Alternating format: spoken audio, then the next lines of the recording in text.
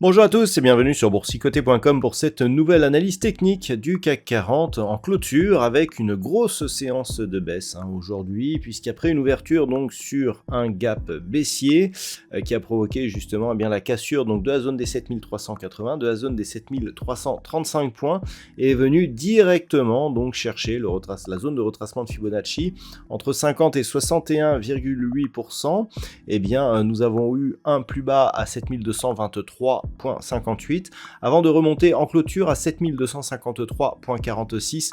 Le CAC 40 perd ce soir 1,7% par rapport à la clôture de la séance précédente. Donc on vient ici enfoncer la bande de Bollinger inférieure et donc casser ces zones qui déclenchaient les signaux de poursuite ici du mouvement baissier impulsé ici par ce mouvement de consolidation. Au sens des indicateurs techniques, on était déjà dans une dynamique baissière hier au sens des histogrammes du MACD.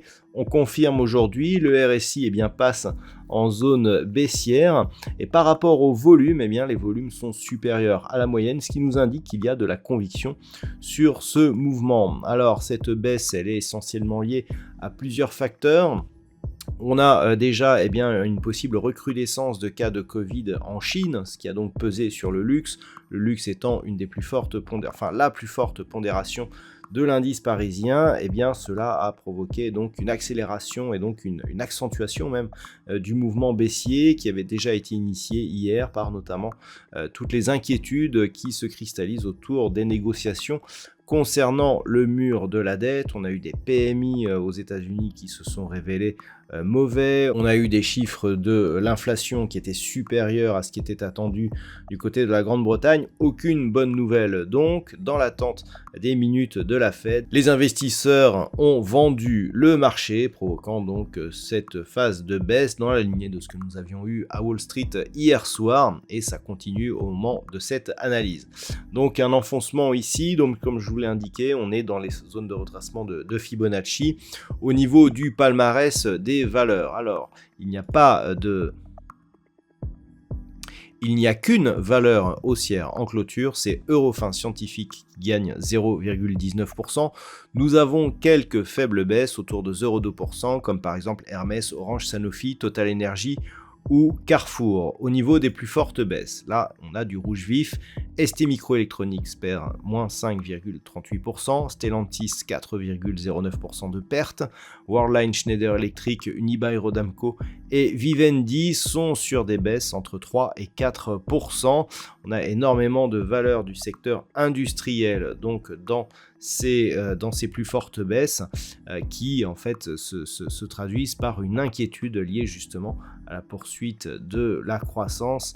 Et par rapport à cela, les minutes de la Fed donc, sont très attendues puisqu'elles définiront la possible poursuite de la politique monétaire de la Banque fédérale américaine. Ces minutes seront dévoilées à 20h aujourd'hui, donc dans l'attente, les investisseurs sont restés très prudents. D'un point de vue technique, donc nous avons une phase d'impulsion ici, consolidée dans un premier temps à 38,2%. On a tenté une rupture ici du 23,6, mais sans parvenir à dépasser durablement cette zone des 7005. Vous vous rappelez que c'était cette zone ici qui, en cas de cassure pérenne, permettait un retour sur les points hauts significatifs du CAC. Alors, il faut toutefois modérer ce jugement par le fait que si les dividendes étaient calculés différemment, nous aurions eu ce point haut historique, puisque sur le Global Return, on est sur un nouveau plus haut. Malgré tout, nous avons ici cette impulsion qui est baissière, qui vient casser la bande de Bollinger inférieure, qui vient se stabiliser dans cette zone de retracement 50-61,8. Désormais, toute l'attention des analyses techniques se porte sur cette zone ici, les 7200 points. Pourquoi ? Tout simplement, c'est une zone majeure. Le fait que l'on soit déjà revenu sous 7380, si on casse 7198 ici, on aurait des signaux beaucoup plus importants à la baisse. On casserait le retracement à 61,8% de Fibonacci, ce qui nous donne une probabilité accru de revenir sur un retracement total, ce qui nous donnerait comme objectif 6950. Et puis nous avons ce gap ici que nous avions entre le 29 et le 30 mars. Ce gap ici, qui n'a pas été comblé. On voit que l'on est venu ici sur ce point bas à proximité de celui-ci et que l'on a rebondi. C'est un petit peu le dernier bastion à prendre avant de basculer ici dans une dynamique qui deviendrait beaucoup plus agressive. Donc c'est vraiment ce niveau qu'il va falloir surveiller. Sur cette séance-ci du 30 mars, on était sur un point bas à 7222,69. On a un point bas aujourd'hui à 7223,58. Donc autant dire que l'on est sur l'épaisseur du trait, que ce gap ici, malgré tout le dérèglement qu'il y a eu avec les versements de dividendes, a provoqué un certain effet mémoire de prix qui a fait qu'on a rebondi juste sur cette zone. Par contre, si demain on venait à casser ici ce niveau, là clairement on serait avec la configuration ici qui est limite excessive sur certaines unités de temps, on pourrait venir accélérer ici et donc provoquer une poursuite du mouvement. A l'inverse, et je dirais pour détecter un éventuel rebond, il faudrait au minimum repasser ici au-delà de cette zone des 7335 points.